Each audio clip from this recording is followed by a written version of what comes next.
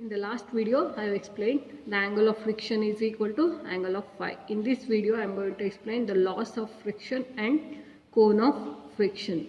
The laws of dry friction is here. There are some of the laws of dry friction. The force of friction always act in the opposite to the direction of motion of the body.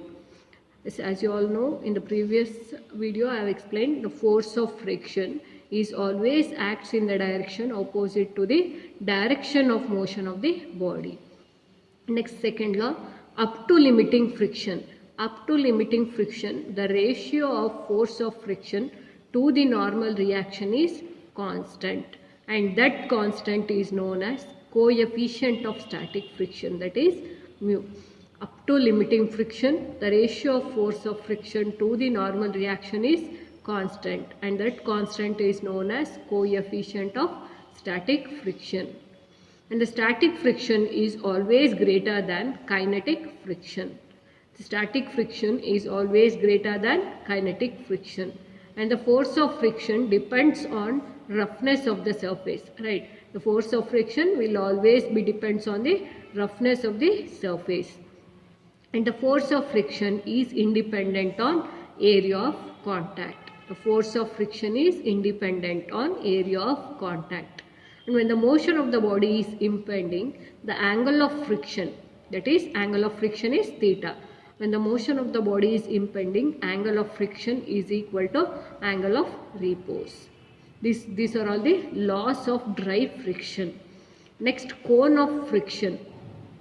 Cone of friction means, suppose if the block is placed on a horizontal force, write down a free body diagram, the weight of the block will always be at vertically downwards.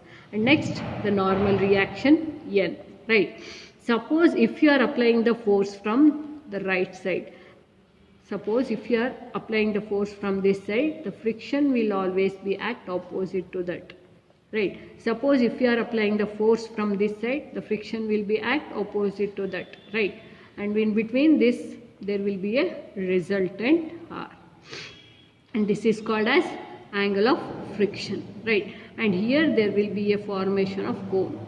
If you apply the P throughout, if you apply the P through 360 degree, if you apply the P horizontally through 360 degree as shown in the figure, a cone is formed. A cone is formed at the point of contact. A cone is formed at the point of contact with normal reaction.